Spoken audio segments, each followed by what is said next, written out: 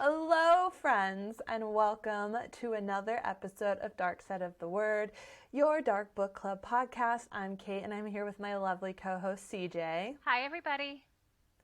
And today we're going to talk about so many things, because I think that we both have some big updates to give you guys. We're also going to be discussing Curse Bread, which I know we both have a lot to say about. Yes, definitely. And then don't just leave us after that. We'll be giving you our content updates from the other books and television shows / movies that we've watched since the last time that you heard from us. And I know that I teased on my Instagram that this is the podcast that you want to listen to because I have an announcement to make in my writing thing. I heard about that. I'm very intrigued about that, by the way. You already know about it. Oh, okay. Never mind. No excitement for you. This announcement is all your fault anyway. So this is going to be an exciting episode. I think we're both ready to just dive right in this month. Yes. And so as always, I'm going to let CJ go first because I always feel like I talk too much at the beginning and I want her to just take the floor now. Well, after the last episode, I felt like I talked way too much about my hatred of Ninth House. So I'm hoping not to talk as much this time. But yes, I will begin by talking about with my writing update. So I have started querying my novel, which I am very excited about. Woo! Thank you. So this novel is called Hygge Ever After. It's women's fiction with a good side dose of romance that's centered around the idea of hygge, which is a Danish lifestyle concept that embraces simple pleasures, being cozy, and learning to live in the moment. Okay, so we decided on the name now? Yeah, so Kate and I have been talking. I'm going to call you out here. You know Kate and I have been talking about various different titles, and she is not the only one to suggest that I should probably change the title of this book before querying it. However, I suck at titles, and when it gets published, it's going to have a different title anyway. So, and I went through 20 different titles, and they were all awful, and I could not think of anything else. So finally, I just went with Hygge Ever After, which, in case you can't tell, is a play on Happily Ever After, but I'm also trying to break the mold and showing that Happily Ever After doesn't just have to be about a relationship. It can be about your life in general, and that is what Hygge Ever After is about. Okay, friends, did you hear how she said that she had 20 horrible ideas? Well, one of them I really like, so she clearly hated my approved title, too. So was that an American Hygge Story? Yes. Which sounds I still think it sounds way too much like American Horror Story, and that it's That's not. Why I love it's not my target audience. I know for the dark podcast that would be awesome, but I'm not going for the dark side with the Hygge people. So I didn't want to mix those two together. Do you think it just incites that dark story, or is it just a fun play? Because your story goes a little dark too. It's not like it has to be a horror thing. I just find that it does go a so little many dark. People watch American Horror Story. I know. So many people. And I love the American Horror Story, but it's not what I want people to think of when they first read the title. I don't think of it I don't think of it in that bad It's way. also because you don't pronounce Hygge correctly. You're like an American Hygge Story, so it comes out completely different for you.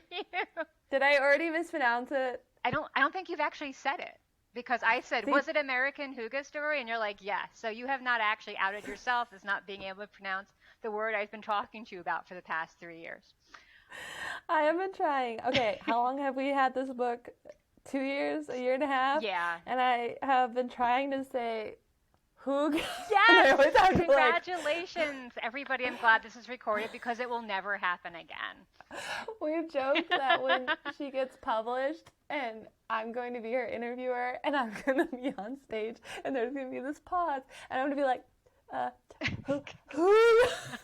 And I said I will hold up a cue card that has the phonetic pronunciation and accent marks on it so she can or I'll just write it on my hand. And it'll just look like I'm waving at you very, very slowly so you can read it. And that is how we will get past that roadblock. Okay, I'm curious though. Yes. Please, anyone comment if they've ever pronounced it as Hygge. I used to. Or whatever. I used to pronounce it Hygge or Hygge or Hygge before I actually learned the pronunciation of Hygge or Hygge with an accent. It's weird because you don't think when you see the Y, you think E, because that's how Americans or English ends it. It's like It looks like Curly. Haiga or Haig, you know. Ooh, I like Haiga. It's like Taga. Haiga. Which, what's that singer's name? Is T-Y, I think G-G-E. So, you know. So it's just making more confusion for the Danish lifestyle concept of being cozy. Well, let's call it that. The Danish lifestyle concept of being cozy. I just should have titled the book that. Yes. But if you're a listener and you have fallen for the trap, like us, make us feel better and comment that you have also pronounced it incorrectly, and that we all learned together today that it is hoog. And I'm going to say it like that. If nothing else, my goal with Hoogly Ever After is to educate people on how to properly pronounce the word hygge. And watch, like, a Danish person is going to, like, write into this and be like, you know what, you're still pronouncing it incorrectly. And I will be very embarrassed, but also happy to have finally learned. But I have listened to numerous pronunciation videos on YouTube, and I'm pretty sure it's hygge. Have you listened to one by a Danish person? Several, yes, who claim to be, they claim to be Danish people. I'm going on faith here and believing them. I don't know if it's like someone from like Alabama who's never learned anything outside of, you know, English and American English, but still, we're going to go with it. So, yes. I would say, like, someone cannot fully hide their Alabama accent so that you would be able to believe them, but then now watching 3 Guardians of the Galaxy movies and Nebula, and then actually hearing her real voice, my jaw fell to the floor. I have no idea who you're talking about. She's a Scottish actress, and she plays Nebula in Guardians of the Galaxy. Oh, Karen Gillan? Yeah, and I heard her speak like normally just last week, and I was like, it's gorgeous, isn't it? She's Amy Pond from Doctor Who. Oh, I didn't know that. Yes, she is Amy Pond. I love her. I guess she doesn't have it in the movie, but I love her red hair. It is simply gorgeous. Well, it's crazy because I saw her in a Sundance movie. That was a really cool, I'm blanking the name at this moment. Duel, I think it was Duel, but essentially she gets really sick, and in the future they have technology where you can clone yourself and they can like fill in your life, whatever. But she did not even have her Scottish accent there at all. So like that I thought was like, so here are 4 movies I've seen her in that have like this voice, and then she goes on Watch What Happens Live talking to Annie, and she's like, I'm Scottish. That was horrible. I'm embarrassed. Anyway. I've only known her with a Scottish accent. I've never heard her do anything with an American accent. So it would be weird for me to hear her American accent. I'd probably do like a double take. You need to watch Guardians then. Yeah. I watched the first movie and fell asleep. Okay, well, I'll talk about it at the end because I have stuff to say. Anyway, so I got to read your book for the second time, and I was very excited about it. I'm glad. I'm very excited. You've worked very, very hard on this book, and I think that you've made the changes that you wanted to get the outcomes that you wanted. And I don't want to say anything super specific, but you know what I'm talking about, I think. And I think that we need to shout it from the rooftops. Thank you. I am very excited about it. You know, it was, if you've been following along on my blog about my writing journey with this book, we're talking about novel number 3, which I just posted about today, actually. And this was one that I abandoned a while ago because it sucked. And I decided to take the writing workshop that I've been talking to you guys about, and that is what helped turn it around. And I have my fingers crossed for this one because I'm hoping it's what I need. So querying, here we go. I've queried 7 agents. I got like 47 more on my list, and I'm adding every day. So here we go. Set them up and knock them down. And it's hard. Like, I think you can speak to querying as well in the sense of, I hope you don't mind me talking about this one, but you did send it to one person who had requested your second book, and because of the situation, they were just... Fuck you. I was hoping you wouldn't bring that up. I'm sorry. Yeah. I can cut it out. No, it's okay. But I was just thinking, like, it's not even that anything to do with you, but she's just full now. Yes. And the last time I talked to her was like 2 years ago. So it is understandable that she would, you know, she's the president of a literary agency, and she's very full and has a very active client list. I admire her greatly as an agent. I am quite disappointed not to have the chance to possibly work with her. But yes, she said no, thank you. And my soul was crushed for a little bit. Thank you for bringing it up. I'm sorry. No, it's okay. We have to be... No, I want to be realistic and honest about it. But I wanted to point out for other writers out there who may be listening to this podcast, it has nothing to do with you sometimes. Yeah. and it all has to do with timing and Like maybe dating. they just don't like Dating. Yes. It's dating. Yes. But you're off to a great start. Yep. That's exactly how I feel right now. Exactly how I feel. Well, let's talk about you. Oh, why me? I'm not ready. Yes, you are. So let's hear your big announcements. Well, it's all your fault. Most things usually are. Well, I don't know. Was it after the last podcast recording? I don't remember now. What? But we were sitting down talking, and I was lamenting on how I was struggling with the choice to self-publish. Yes. And I still stand behind it. There's nothing wrong with it. It's still end all if things don't turn out. I don't remember what I actually said to make you start talking to me, but you kind of sat me down and gave me a big girl talk. And you said that I needed to keep querying my book. Yes. And so, friends, I am back in the query trenches. Yay! I'm not alone. I'm so happy to have you back here with me. Bleh. I know. It's awful. It's awful and nauseating and horrific, but yay! Okay, so last week I'm on fast track query because I think that the standard when you're querying is about 5 agents at a time. I am breaking all those rules and saying, fuck it, I have 10 queries out right now. Good for I you. need to get this out there. And I spent all last week just querying because the emotional toll it took on me was horrendous. And let's just not forget that last week we were still in fucking Mercury retrograde bullshit, and I decided to query. Yeah. Brilliant. I'm so smart. I've only got one rejection. Okay, technically I sent out 11 because I got one rejection, so I have 10 out right now. It's okay. But it is happening. I am back to writing this week now because I had to take the time to do all of that. And if you've never queried anything before, listeners, it is hard. There is so much prep work. Just in finding an agent, there is so much work to make your query packet and then to send it out and then proofread it 5,000 times to make sure you haven't misspelled a stupid word. It is very exhausting. So it sounds like, oh, you're just pitching this to an agent. No, there are hours that go into this. So that is why she is, had a hard time with it because we all have a hard time with it. I think for me, it really comes down to this whole reading these long ass lists of people, determining in their 5 sentences about themselves and what they like, if you fit into that box, then trying to piece out of those 5 sentences something that you can grab to put in your opening paragraph to make you stand out compared to everyone else of being oh, I hear you like the movie Get Out. Well, let me you're going to love this. Grab this tiny little thread of information and throw it in my corner. Yeah, it is horrendous. And then you have to answer their thousands of questions, or because a lot of them have online forms, or they have the email that you have to submit, and you have to cold call, and then you have to make sure you follow all of the instructions to a T, because not every agent is the same, which is stupid. Yeah. Query Tracker has made it a lot easier, but still, or Query Manager, but I love when they use Query Manager. It makes it so much easier.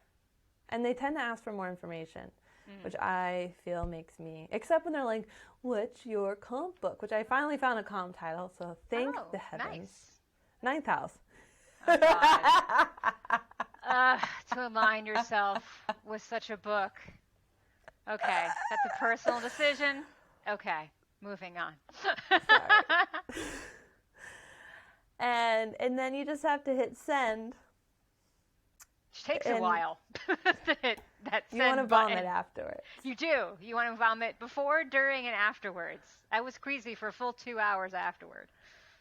I started eating chocolate right after because the experience felt like Harry Potter when a Dementor comes to visit and you have have chocolate to feel better. Yes, I I was emotionally eating yesterday as well. I think yesterday might have been the day where I just took a bag of chips from the pantry and just opened it and sat it down next to me and just ate chips right from the bag, which I normally do not do. I'm a portion out type person.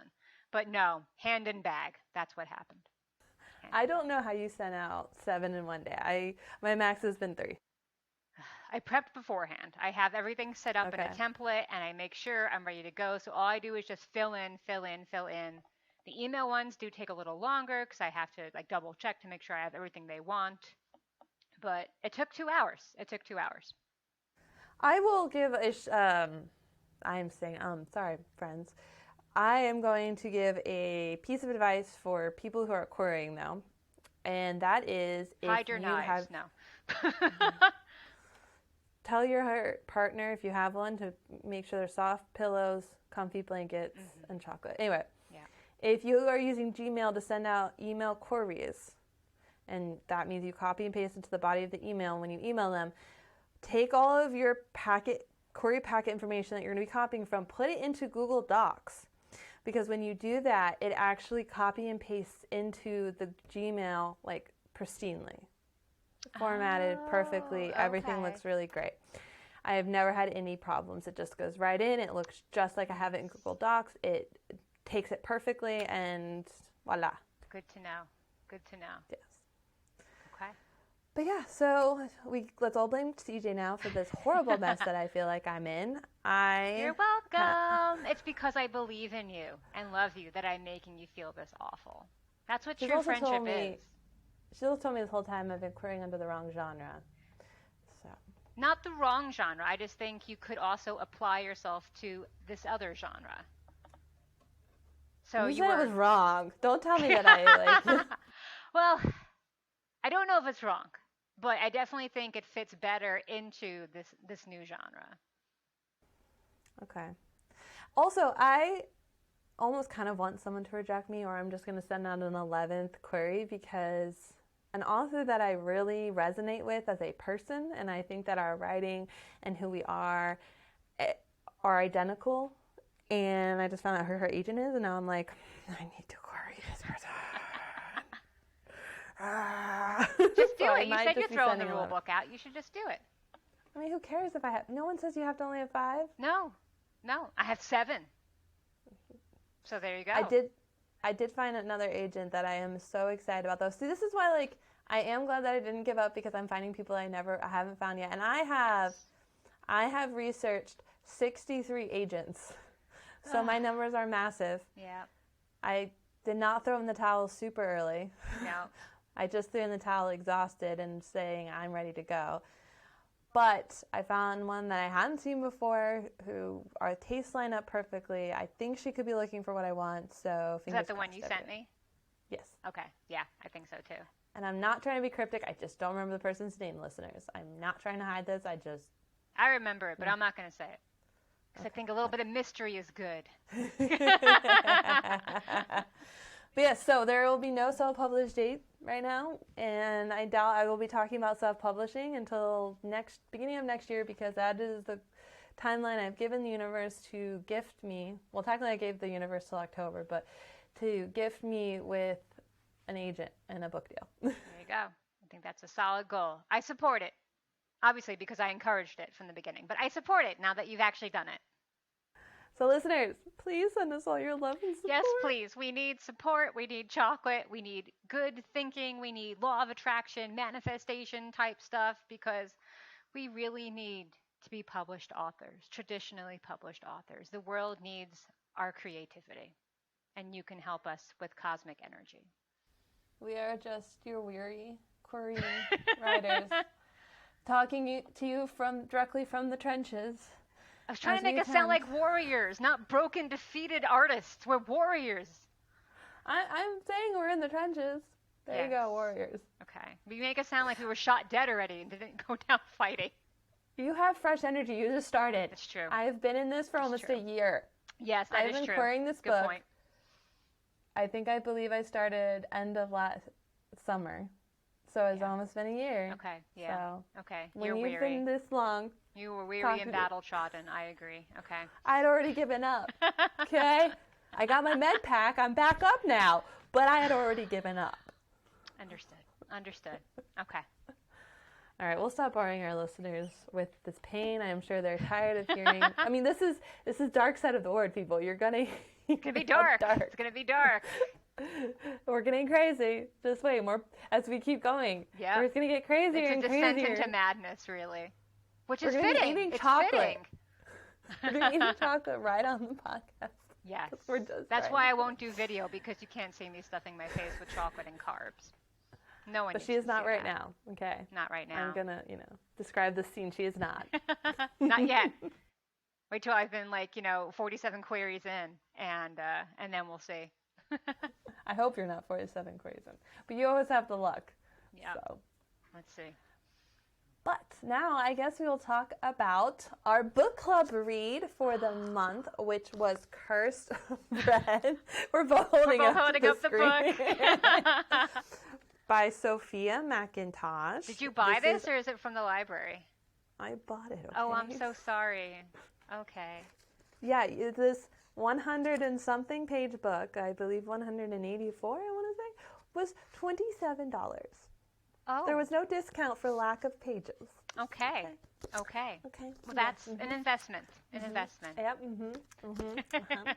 So we are going to be talking about this book. I will say that I was very shocked when I arrived at the bookstore to buy it, and it was what would you say, 1.5 inches thick? I don't know what we're talking about now, but its size doesn't matter. Kate, come on now.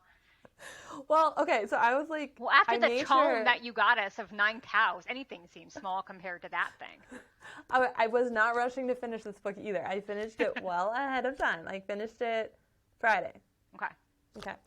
And this is a Tuesday, for those that don't know. Yes. But I made sure my Barnesnoble had the book before I bought it, and I was running all over the store looking for it because it was wedged but in the little part on the shelf because it is so small. It is.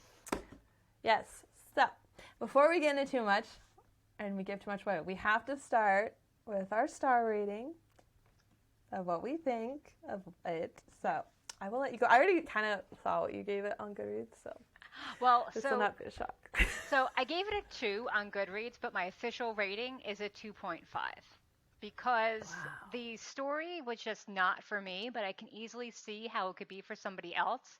And I thought the writing was good, and just because I didn't like how it was told, I didn't want to give Sophie Mackintosh, the author, a crap rating because I just simply didn't care for the book. I feel like there are good books and bad books, and then there's just books I don't personally care for.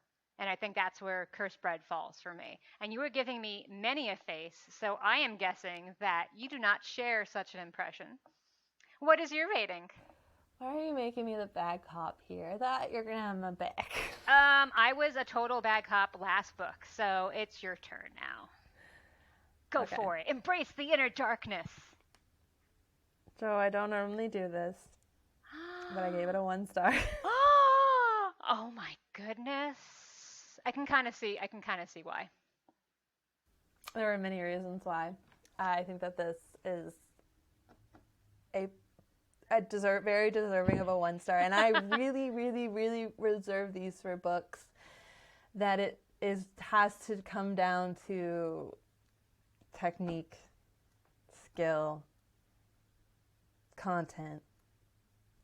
How did this get passed? Yeah. Okay, let's start with the thing I know we both agree on because we've already vented on this on the side. And for listeners, we do try our hardest not to discuss the book before coming on here because I think that leaves our reactions for each other very genuine. Yeah.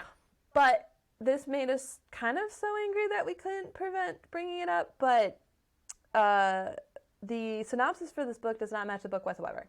No, I claim false marketing on this one. And actually, I am the one who suggested this book. So if you don't mind, I'd like to kick this part off because when I saw the description for this in I think it was the publisher newsletter, like that they, an email blast they sent out. And I was like, oh, this is going to be like really good. It's really leaning on creepy things. There's ritualistically arranged dead cows. There's a kid jumping into a bonfire. There's ghosts walking around a town. I'm like, shit, this is going to be good. This is going to be dark. And then I started reading the book and I was like, okay. And then I got very confused about where it all went. There were those creepy moments, but I expected more of them. They were mentioned in the jacket, and I thought that was going to be what we were, leading on, but they seem more like afterthoughts and were just briefly mentioned and glossed over, and then we're back to like Elodie's weird fantasies and mental sex play with like Violet and her husband, and that's what everything was about. Yeah, the description that we ran with to think this was a dark book, and I apologize. Yeah, we apologize to all of you if you read this, because we're like, we're going to read this and you should too. Oops. This is not dark. But the problem is that the whole cursed bread aspect, the actual, like, this is a town that's been cursed with the bread. If you did not read the synopsis, I don't think anyone would ever have come to that conclusion in the entire book. No, not really. Because there is like the tiniest little foreshadowing that something is weird going on. And then we keep talking about how everyone is a little, like, what would you say, sick at the end with the letters that she tells in the book. Yeah. And that's it. But we don't actually say it's the bread. We don't actually really talk about anything. And if we didn't also know that this was based on like a 1950s story. I did know that. I knew it was based on an actual event. Where is the historical fictionness of it? How do I know that this is in 1950s? Because since we know this is a foreign city, somewhere in France, it could be in France, Scotland, anywhere, people have bakers bake bread naturally nowadays. So there's nothing in this book, when I was reading it, that told me that it is not present day. You're right. I'm looking at the marketing description, and it does not say when it happened. It says aftermath of the deadliest war the world ever seen. That could be either one, honestly. But I think I read somewhere that it was a 1951 thing. That's how I knew what it was. So I knew it was historical fiction going in.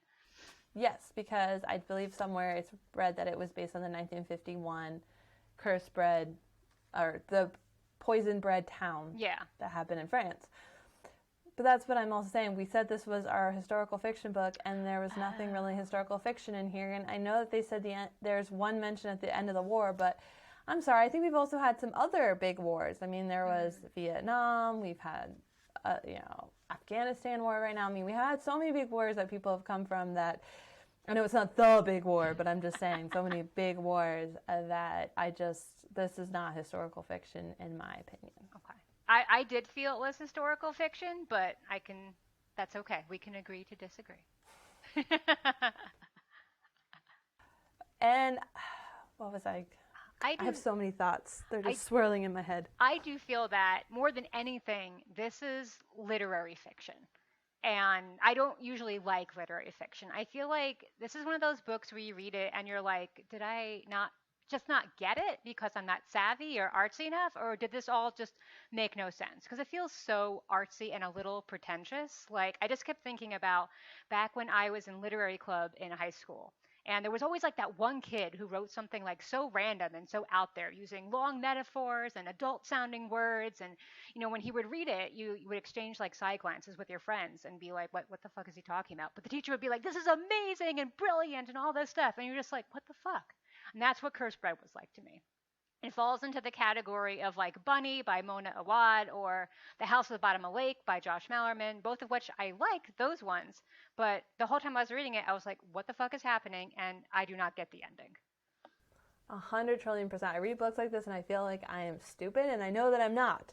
Yep. And then I do pick up on things, but to me, I don't like books where you're going to have to read every single word for that, to piecemeal what this author is trying to shove in there.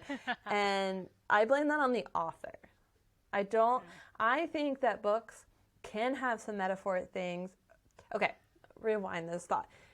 Metaphors and deep literary thought needs to be done same way as foreshadowing. So the idea of foreshadowing a book is you have 3 layers of foreshadowing. You have the really obvious clues that will give it away by the end, so that the really like not paying attention reader can get it. Then you have the medium ones that most everyone should still get but are really harder to pay attention. And then you leave some Easter eggs. Only the really good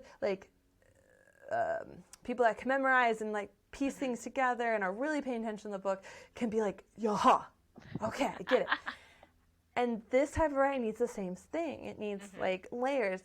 And if you're just, what was that I was reading? I was reading other people I was reading reviews of this, and they were comparing it to all these other like books as well and storylines, and I'm just... Was it books that we liked or have read or no? No, I'd not even heard of it.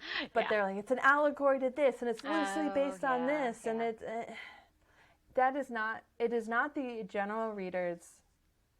It's not commercial. Book to pick up. It's not commercial at all. It's not upmarket either. It's just straight up literary fiction. That's the best way I can describe it. And, you know, I did think that her style of writing was very beautiful. It was very lyrical. But the best way I can describe reading it is like the whole time I felt like it was written in a fog. I was reading in a fog. And it wasn't until like the last 20 pages or so when you finally get into what's actually happening, like the poisoning and what's happening to the people going crazy, that it kind of lifted a little bit. But then it kind of also settled back down because I'm like, was there even a husband there? Like, what happened with that?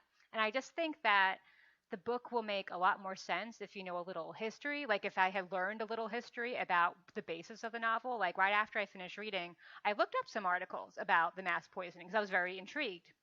And I was like, oh, okay, this is what, number one, this is what it was supposed to be about, which I thought it was going to be about.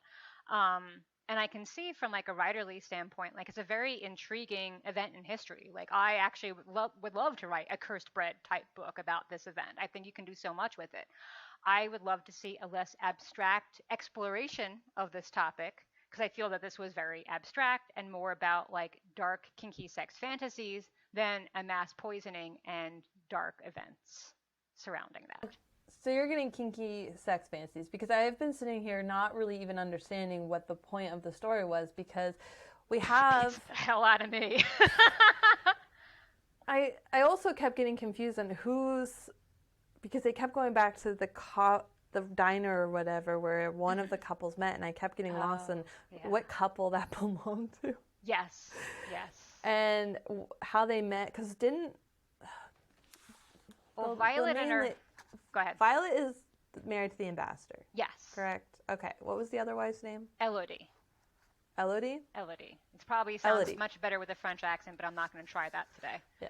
So Elodie, I thought she had met her husband swimming, or that was the story they told. I think that was a story that Violet and the ambassador told, because I keep switching it up. I think the cafe was Elodie and the baker's actual story. I couldn't even keep that straight. Yeah. Fog. It was like reading in a fog, definitely. It was like everyone was drugged for the entire story. Yes. And yes. Actually, the drugging took us out of it. I wonder if that was to give us a sense of the mass poisoning that was slowly seeping into the village. Like, if they're being poisoned, like, I don't know if it was like an automatic thing or it was a slow build. Maybe it started from even before. Like, I know it was kind of like insinuated that the ambassador added something to the bread or told the guy to add something to the bread, but maybe it was starting before, and we're reading it through the drug and poison-induced haze of Elodie. I mean, she never... Violet never eats the bread, which always made me think that it was the whole time. I think Violet's just a kinky bitch. But we do see the vial in the baker's hands. Mm-hmm. The American additive that he wanted to use. And to me, that was always that was the poison. 100%.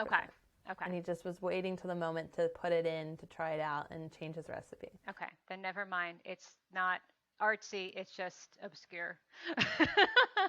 But we have all this, like, is she exploring, so is Elodie exploring her sexuality in being a bi woman? Is she exploring her sexuality that she likes kinky sex? Is she exploring, like...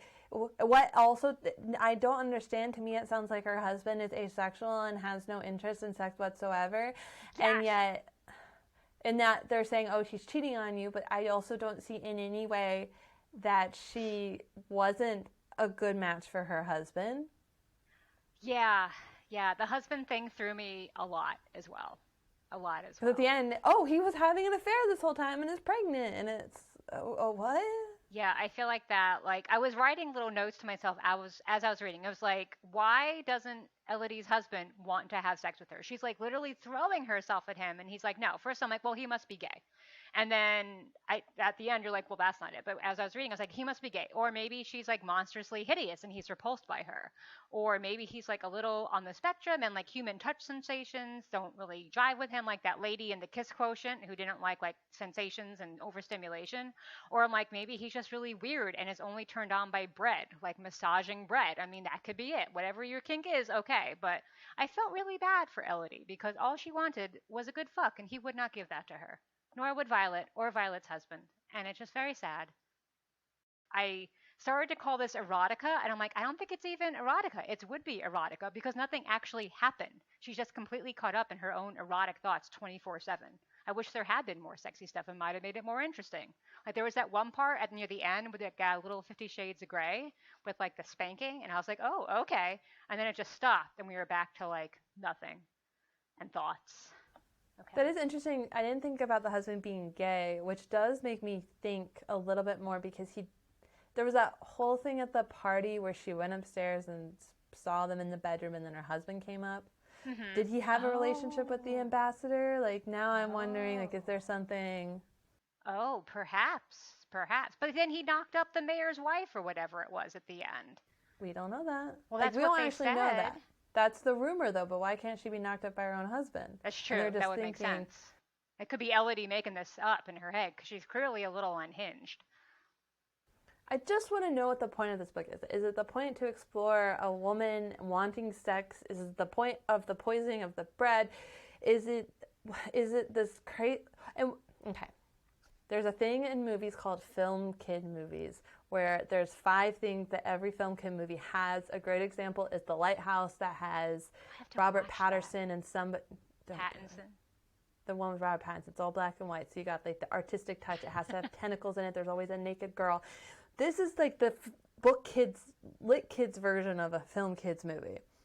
And it feels that it has to always have the crazy lady in it who does the weird things in the background. She's not the main character. She's a side character, but she's the one that draws the person in the story. She draws the man. She draws another woman, and she's crazy, and we want to be like her, and she doesn't fit the norm, and there's like the sexuality of that, and it's what spurs the story on, and it feels that every lit story has a form of this girl in it. Except I feel like this girl is like very different because yes, I feel like this story was about like sexual intrigue and exploring hidden dark desires. So I do think it fits in with our dark aspect because a lot of the times that Elodie's fantasizing, it's about hurting people too. Like she imagines hurting somebody, pushing them down the stairs, seeing blood in Violet's mouth, it's a little strangulation, a little hair pulling, some of that's just kinky sex play. But like at one point she's like Violet's slick red lungs, and I'm like, oh, okay, that's where we're going with this. So like I feel like the sexy, woman who tries to explore her sexuality is done a lot in things, but usually not to that side where she's like she wants to hurt people, like actually hurt them, not in a kinky way, in a real way. I was talking about Violet. Oh. Yeah, there's always a Violet character in every book, which spurs the lead character on, and she's different. She has this thing, and she doesn't always follow the norms. And okay, yeah, that totally happened. I totally agree. But what you said made me think of something though. Did Elodie poison everyone? That's what I was wondering the whole time. If it was going to be revealed that she poisoned everybody because she was a little dark that way, Mm-hmm. Like, and she kept getting denied, and she just wanted it to. Maybe she thought if she added the additive in, and her husband finally got his perfect bread, he would come back for her. Probably. I think that might have been hinted at some point with something like the minute if he finds a perfect recipe, maybe then he'll sleep with me and be content with me.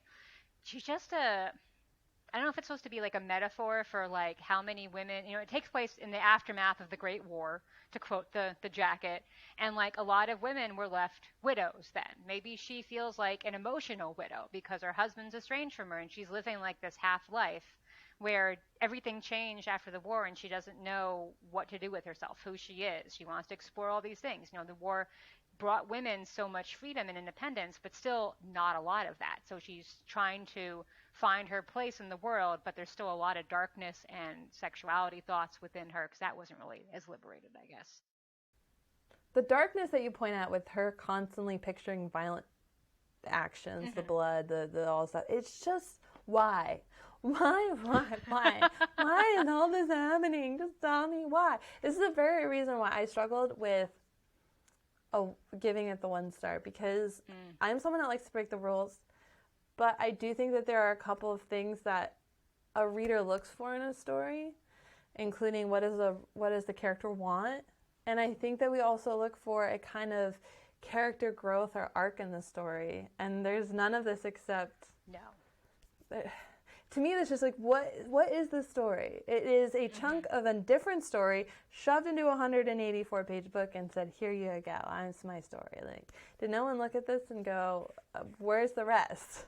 And I think I would have been okay with that if the description of the book hadn't set me up with something else. Like, I was expecting a very different book, and that was not what I got, not anywhere near that. If I had known, like, this, they may hint at, like, I don't know, weird desires or things like that, but it's not really impressed upon you how prevalent that is in the book. That is all the book is about. All the book is about. Nothing else of why we told our readers to do this book. Yeah. Okay, but now I had another thought pop into my head. Maybe the story is about this darker sexual, the BDSM side of things, because she has that weird encounter with the guy in the present or future or whatever when she's writing the letters, and she's like forcing him to do things, and she almost wants to drown him. So is she just like a sociopath? Maybe. And this is how her mind is. Do you ever see that movie The Cell with Jennifer Lopez? Oh, that was fucked up. That was some fucked up shit. But it was also brilliant. Like, she goes like into the mind of a serial killer through like sleep. It's like a futuristic type thing. Ooh. And it's really good, but there's a nipple pulling scene in the middle, which just, oh my God, I will never be able to, and that was PG-13. I will never be able to unsee that in my mind. But anyway. Thank you for warning me, because my husband cannot do any body mutilation in movies you just, man or women, you just clutch your chest and howl, because it is graphic as fuck and you're not expecting it. So don't watch it. But I bring it up because Jennifer Lopez's character takes this tour of a serial killer's mind to try and find where he stashed his next would-be victim. And it is so demented and grotesque as she walks through his mind. And it's so brilliantly done, because you think, yes, this is what a serial killer's mind would be like. And I can see that happening with Elodie now that you mention it. Like, it would be very foggy. It would be deranged. It would be angry. It would be not making sense. It would be made up. Yeah. So, yes, maybe she's just a sociopath. So maybe, okay, we're going somewhere with this. Okay. Maybe Violet and her maybe husband was never a part of any of this. The attitude that they gave the husband was actually never a part of any of this. And behind the scenes and the parts we can't see, it's always been Elodie doing all of this. And she, in her own mind, tested the horses, pour poison the horses, and then just poisoned the whole town. And that is why she's still alive and normal. That is interesting, she faked because at the end, number one, so this confused me. I believe they can't find any evidence that a husband, the ambassador, was actually in the town, and the townspeople threw Violet in the water, therefore leaving no record of her. And a lot of the people who remember her probably, I think, died. So it was like they were never there in the first place. And maybe they never actually were. Ooh. And it's Elodie playing out this sick mass poisoning of the town out, because maybe her husband did, like, she in her mind, okay, so we're going for this whole, it's in her mind, she in her mind, and we as readers, she's the unreliable narrator, period. Yes, I hate unreliable narrators. Yes, she so, is. In her head, there's nothing wrong of why her husband would accept her. Maybe he really did have an affair and sleep and get the other lady pregnant. And when that happened, she decided to poison the whole town. But in essence, she maybe just wanted to poison the two of them. But she put it in because, the other lady was coming to bake all the time, but she put it in the whole town. The whole town got sick. She faked being crazy, but she got healed, whereas no one else did. She's the only one outside of the hospital for the people who went crazy. That's a good point. And so this whole book is actually the mass murderer's mind of how she got to poisoning the town. If that is it, I kind of think it's fucking brilliant then. I'm still 1-starring this. Sophie Mackintosh, if you were listening to us for some weird reason, please let us know what the intent was with the book and what we're supposed to get from this, because now I'm very curious. You can just DM us. You don't have to give it away. We won't share it. We will keep this a secret to our graves, but just tell us. Just tell us, because we want to know. We want to know. But why do I have to talk about a book this much to figure it out? Well, it's called thinking, and some of us like to engage in that activity as we ponder the books that we have read. I do enough thinking. Writing my own book. Trying to lay all the layers of my own story. I think the problem just lies in the fact that we were sold one bill of goods and given another, and we were not prepared for this. If we had known what this book was about, we would not have picked it, because we know it would not be our style and we would not enjoy it. So is this the fault of the publishing house or whoever did that? Because this book brings up to mind The Village. Okay. Where the reason I think that The Village has such bad reviews and people talk so poorly about the movie, because I think it's brilliant and amazing, is because they went in expecting this extreme horror movie and all this stuff, and they walked away with this like super intelligent, twisty-turny, thought experiment on this situation, and they were just pissed because they were sold one thing and walked out with another, and I think that's why people bash the movie so much. See, I would argue that The Village is a horror movie. It's just a different type of horror. This is not a horror book. It's not a dark book in terms of scariness. And as they said, 6 horses are found dead in a sun-drenched field laid out like an offering. That sounds occulty. Widows see their lost husbands walking along the river at night, coming back to claim them. That sounds supernatural. That had nothing to do with the poisoning, though. That was just like a folk tale of the town. A teenage boy throws himself into the bonfire at the midsummer feast. So they're setting up for like what's going to happen. Like slowly things are being poisoned. There's creepy things, which is what drew me to this, because I'm like, this is some scary shit going on. Boy throws himself in fire. That's going to be great. I mean, that sounds really wrong, but it's going to be great. And then it's just all about hidden sexual desires. It's just sex, but not even actual sex, because all she does is really think about it, and there's not any actual sex.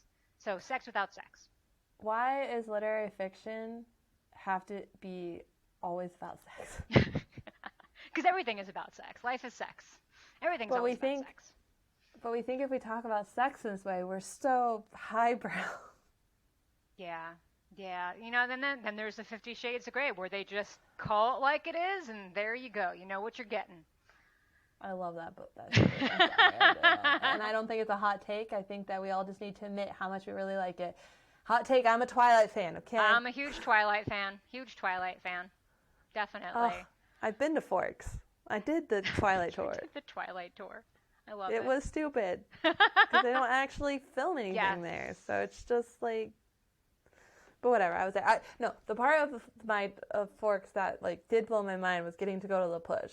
Because they don't always allow people on. And I actually went to the beach and got to do all that. So that was really cool. That is cool. Beaches there look gorgeous. Like, I've been watching a lot of beachfront bargain hunt that takes place in the Pacific Northwest where you are, and I'm just, like, in love with, like, the rocky coast and the mountains and the whales, like, jumping out of the water, and it's so beautiful. It's just so beautiful. But I am scared, as we know, of earthquakes and ensuing tsunamis, so I will never move out there. And rising housing prices.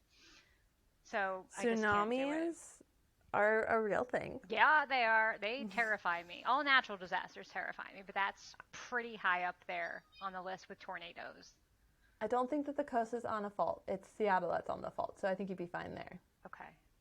But we did just have a huge tsunami warning, what was it, a couple months ago, because that earthquake off of Alaska. Oh, that's right. Yeah. I mean, we were fine. I'm in Seattle. I'm too far inland to actually be super affected. I mean, I think the sound would have some, but I'm also 30 minutes away from Seattle. Yeah. So, but yeah, I get it. But it is really pretty, but it's also just way too cold, and it never warms up, and the water stays super cold, so the point of being on a beach is pointless to me. Yeah. Even though I will be on the beach next month. I'm so excited. We will be going for our beach trip on the Pacific Northwest coast next month. I'm jealous. That sounds lovely. Do we have anything else to say about this book?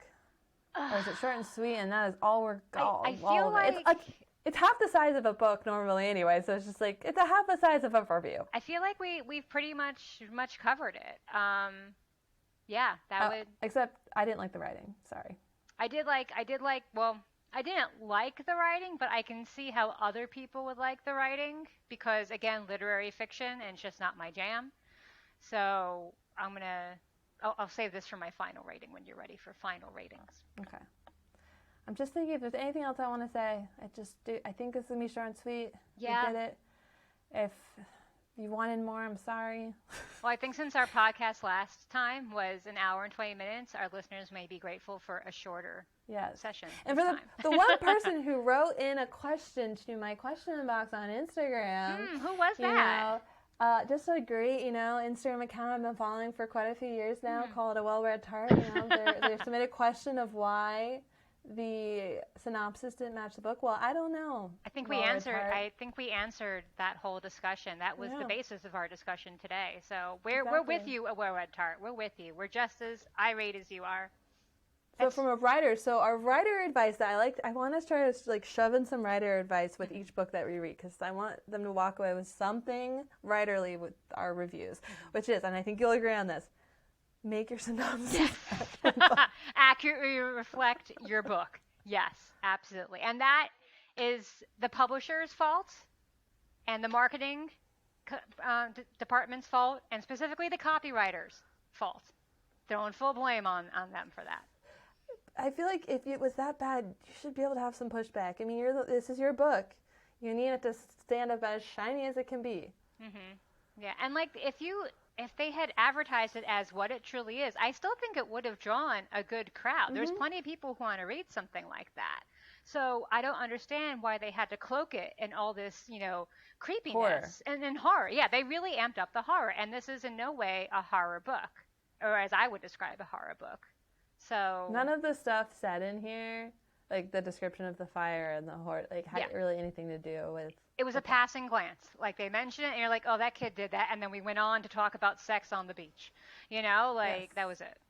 He was just a 17-year-old kid who wanted to be like, "Oh, this is too easy. I'm gonna go to that fire." Right. So very 17-year-old kid. Yeah. Well, I hate to be like this, but I'm gonna stick with my 1 star. Okay. I am giving 3 stars for effort and 3 stars for effort and intent, but only 2 stars for execution in my book. Therefore, rounding it out to a 2.5. I wish there had been more focus on what actually happened in the village and not what was going on in Elodie's head. But I will say, after reading this book, I put it down and I ate a lot of bread. It really made me want bread. So thank you for that. And also, I just want to add that I read the articles about what happened in the village, and apparently the animals went really crazy too, and some really bad things happened. And so thank you, author Sophie Mackintosh, for not putting that into the book. Thank you. Aww. I'm very glad. Yeah, I'm not going to tell you what happened, but I'm glad we didn't have to read that. So that, maybe like a 2.75 just for that. We'll raise it up to 2.75. I will also say that I'm going to put a trigger warning on this book for people with celiac disease. This is not the book for you. No. Because I cannot eat bread after reading this book. No. No. I tore into a nice fresh baguette with some brie smeared on. Okay, I don't need to hear this. It was good. It was sexy. Elodie would have liked it, watching me eat it. Okay. Moving on from our book. Okay, I want to go first. Okay, you go first. Okay, so I would like to apologize to all my listeners because I vented about the Brandon Sanderson series. Great, yeah, I just blanked the name of it. I can't help you. Wow, I'm a grand person. Hold on, everyone. I'm going to my Goodreads. Shall I sing to occupy the time? No one wants me to sing, just so you know. Yeah. Okay, let's see. Why do I have to hit all these buttons just to find out what I read? Why? Okay. Okay, yes. I'm going to send you my preparation sheet before, that I use for getting ready for a podcast because I think you may find it helpful. I have not needed it to this point, okay? My mind went blank because I'm getting old. Well, you do most of the work for this, so I definitely can give you that. It's Thank fine. You. Okay, so I'd like to apologize to my listeners for bashing on Skyward last podcast because I had just started the book and I did not know the wrong of my ways. Oh. And I binge read all 3 books available right now because they were so good. Wow, schooled. Yes. The first 2 books are brilliant. They are amazing. The third book... third books. It does a lot of setup, which I'm hoping will be into the 4th book, which comes out in November.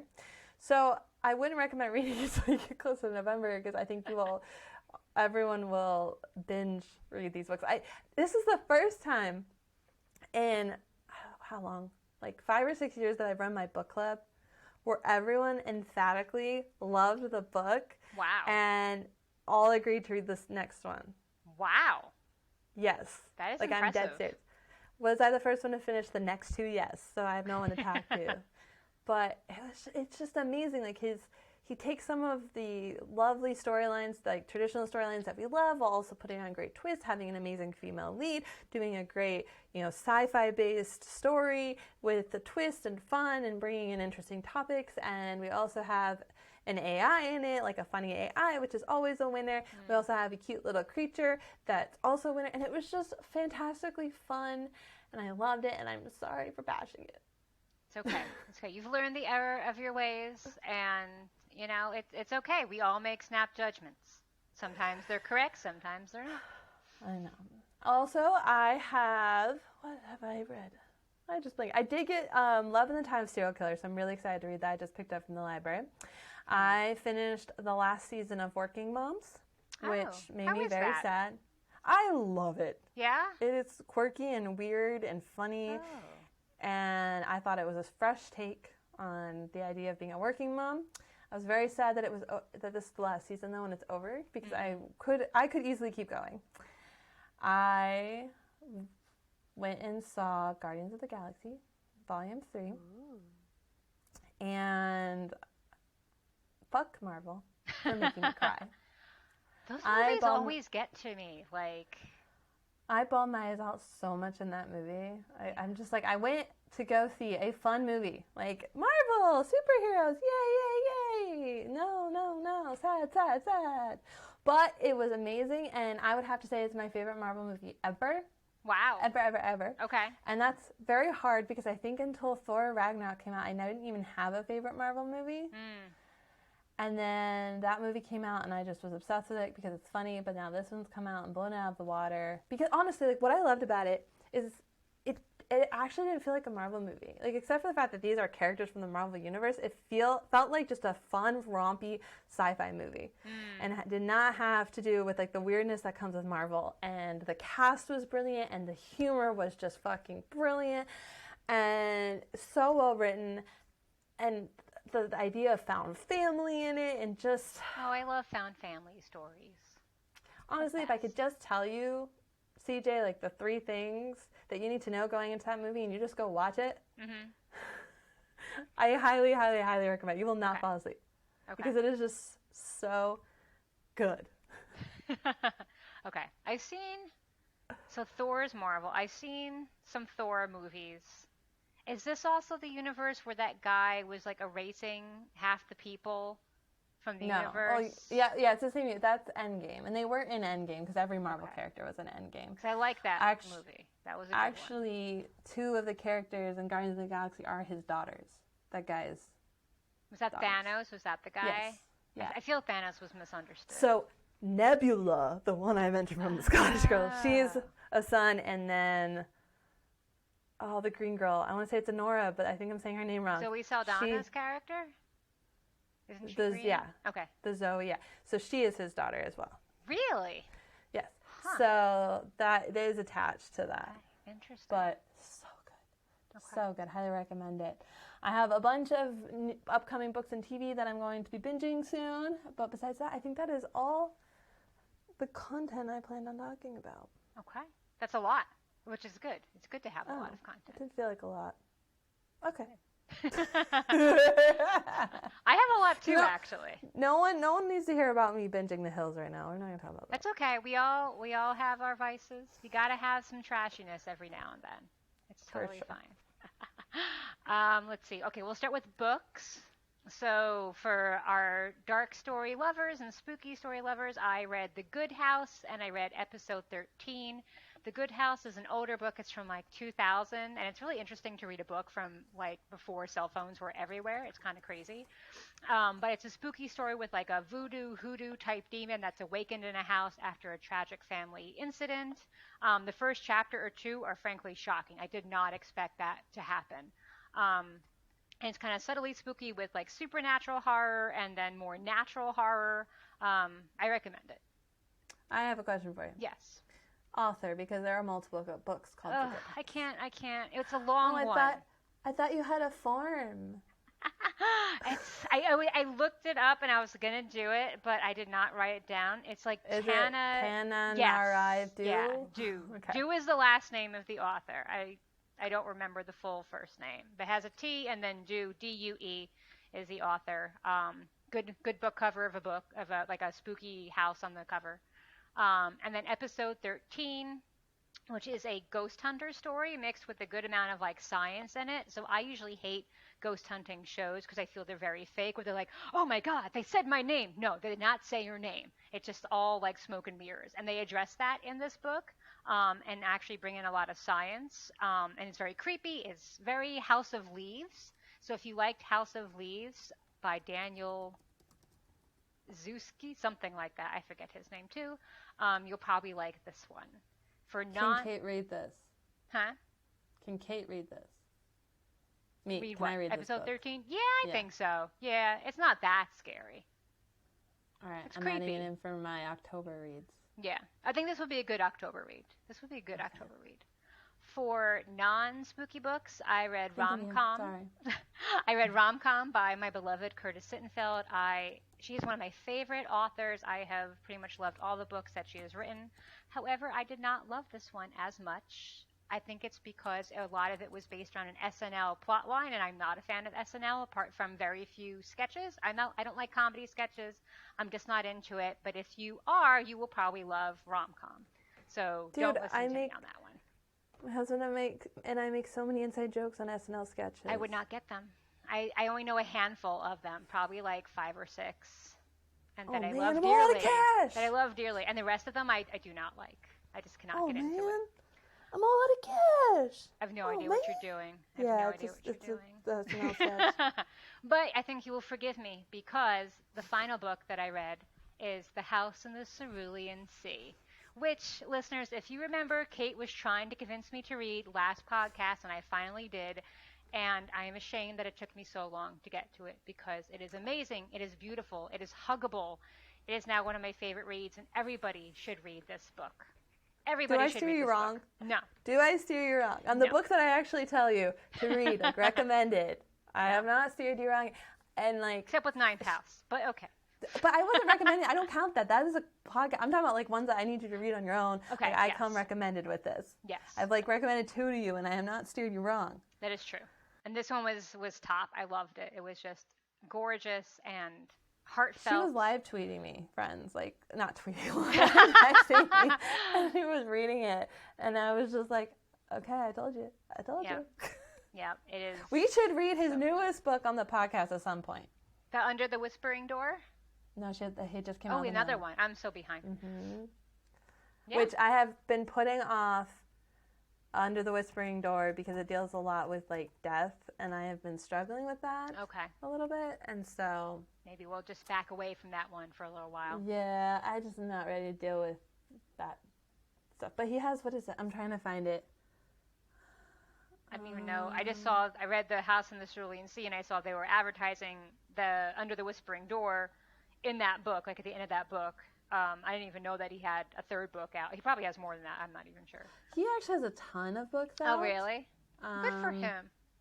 He's a great writer. Lot. Great writer. But those are the ones, like he has Wolf Song. That's one. That's The Extraordinaries. It's another series. The Lightning Struck Heart, another series. Tell Me It's Real, another series. Yeah, he's very prolific. But those are the ones that like made him. Okay. So I don't see which book I thought I saw. Okay, I take it back. I thought he had a new one coming out. We'll figure it out.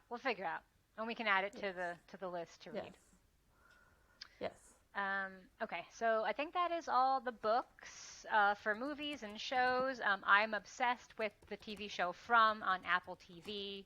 It is spooky, it is terrifying, it is thinky, it's emotional. I kind of feel like it's M. Night Shyamalan's The Village meets that TV show from a while back called The 100, mixed with a tinge of Shirley Jackson's The Lottery. Wait, The 100? I love The 100. Yeah, yeah, like Wait, survival. this is From? Yeah. So it's about a town that people wander into and then cannot leave. So you try and leave, and you end up walking or driving in circles right back into the town where you were. And at night, you have to hide inside because all these horrific zombie-like creatures who will literally peel the flesh from your bones. It's horrific. Everybody has to go inside at sundown. But they make their own little community, so it reminded me of The 100 with that, where they have their own rules and society, and you have to abide by. You have to pick which camp, like Sky Crew or, Earth Crew or whatever. But it's really unsettling, but there is excellent stories in there, amazing acting. Pretty much anybody can die. There were 2 deaths that completely shocked me. I did not expect them at all. So that really kept me guessing. And I think the season 1 cliffhanger is probably one of the best I have ever seen. And I'm very excited to watch season 2, which I think is out now on Apple TV, at least in spurts. It's like 1 episode released every week or something. So I have to start watching that. And then I've also been watching Saint X on Hulu, and that's only because it is adapted from a novel that I reviewed back in 2020, and I DNF'd it, and I said it wasn't bad, but it wasn't sticking with me, but I predicted that it would never do well. And now my book review on this is like kind of trending on my blog, so I think it's kind of funny because I'm like now eating my words. So I'm watching the series to see if it's any better, but I'm basically feeling the same way about the series as I felt about the book, where it's kind of interesting, but it's also just kind of meh. So there's that. And I'm watching the Mrs. Maisel final season. Season 3 of The Great is on Hulu. Very excited. Just watched the first episode today. It's awesome as usual. And I think that is everything. Oh, and before I end, I just want to say to, again, spooky people, that I found an amazing podcast called Scared to Death, where they read spooky stories kind of on the podcast. It's a husband and wife team. And they're pretty creepy. I love the wife's reaction to the husband reading the stories because I feel like I'm just talking with a friend as I listen to them because she has all the same reactions I would have. Like, what the fuck are you doing? Get out of the house. Get out of the house. Don't open the box. Like, normal person reactions to spooky things happening. So it's fun. I recommend it. And that's it. That's my content. And while you were updating everyone on all of that, I did the research. And yes, he just came out with a new book 2 weeks ago? Oh. I think it is. It was made April 23rd. It's called In the Lives of Puppets. It looks really good. Oh, after our foray into puppets with How to Sell a Haunted House, I don't know if I'm up for another puppet adventure. We'll wait a little bit. Okay. But I think we should read that one. Okay. But I don't want to confuse our listeners. That is not the book for next month. No, it is not. I haven't announced it yet. No puppets. So. I hope not. I don't even know. Maybe surprise puppets. No, Dear there's God, no puppets. That'd be awful. There's no puppets. Okay. I promise you, there's no puppets. Yeah, so I hope everyone is now adding to their consuming list of content for books and television shows. And podcasts.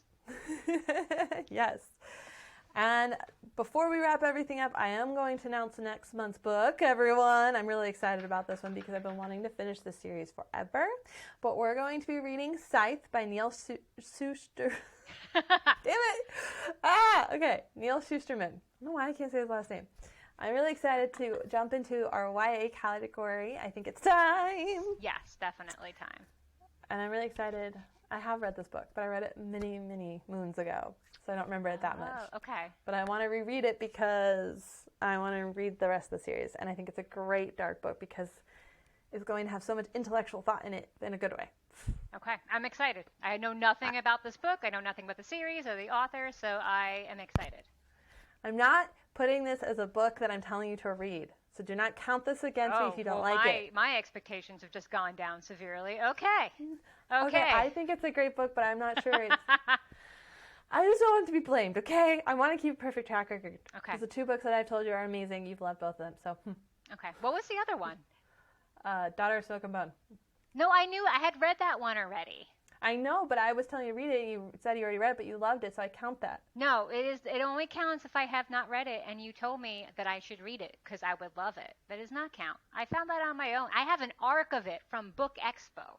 I read it before you even knew of its existence, lady. Okay. Okay. So 1, track record 1, but it's an excellent one. So. Okay. It's okay. Okay. Well, it's still a book I would have recommended, and you loved it, so I have a good taste. Okay. But this one, Scythe, is not a book you would recommend specifically to me, just to everybody else who's listening to our podcast. Noted. This is Duly horrible. noted, as my boss be would talking say. like this about it. I think it's 100% amazing, and I think it's the greatest book. Does the jacket copy match the book? Is the synopsis? Yes. Okay, then I'm good. I'm good. That's all. The bar is now low, so I'm good to jump over it. I just worry you're going to think about the book too much. That's why I'm a little too hesitant for you. I will try not to think too much while I read. I will just absorb. Okay. I will absorb. And I'll save all my thinking for when we talk on the podcast. Okay, yes, we can't talk about it. This is our new rule. We cannot talk about it before we talk about it on here. Okay. Unless it's just overall thoughts of didn't like it, because I think we've been spilling that accidentally. Yeah, if it's a DNF like I went to you that time and I had a freak out, then that's allowed because you need to talk me down off the ledge. Which I will admit, because I forced you to read Ninth House, I finished this book because I wanted to throw it across the room. Yes, Cursed Bread you mean? Yes. Yes. But at least with Cursed Bread, I was right, and it should have been thrown across the room. Whereas Ninth House, I was all right again. That was okay. It was better than Cursed. Well, it's too different to compare. They're so vastly different books. In my mind, there's 3 stars separating the two. So they both got 2 stars from me, I think. Except no, didn't you raise Ninth House to 3 when we were done? I don't know if you raised it on Goodreads, but didn't you say it was a 3-star? Because I was so proud that I raised it up. I don't remember. We will have to go back and check the files because I do not remember. Okay. We'll listen. We'll listen to our whole podcast from last month after this. If our listeners know, just comment. Say let's listen. If you're regularly listening to this, just tell us. But yes. So if you guys, had any other thoughts about Cursed Bread that you want to vent about, if you hated this as much as we did and you just want to vent, comment, tell us. This is a safe space for all. Yes, very safe. The author will never be tagged in this. She will not know that we are. Okay. We're not tagging authors? I got to remember that. Because, maybe on this one. So, Ninth House, you loved it. So, and I didn't love it. So, you would want her to hear your part. But maybe not my part. I think I hashtag authors for, the hashtag, but I never tag them in anything. That's true. I'll just hashtag. I just don't tag authors, period. I always tag them in good reviews. I don't tag them in my own blog negative reviews because I don't believe in doing that. But when it's a podcast and it's on the fence, I don't think we should tag Sophie Mackintosh on this one, though. I'm not going to. No. But I did have the Water Cure on my to-be read list, and I've kicked it off. I don't know that one. Okay, that was her book before this one. Oh, yeah. Nope. So I was really interested in that one, but now I'm not going to read it. There's space for more books on your list. There you go. Well, thank you everyone for joining us today. If you liked us and you want to keep following along, make sure to rate, review, and follow us on your listening platform. You can also find us on Instagram at Dark Side of the Word, as well as our own personal accounts. All of that will be in our show notes below. And just remember that you can really help us by rating, review, and following. It is like leaving a tip for your server, and this is leaving a tip for your podcaster. So we really appreciate any support that you give us and hope that you have an awesome time consuming dark content. Until next time. Bye, friends. Bye.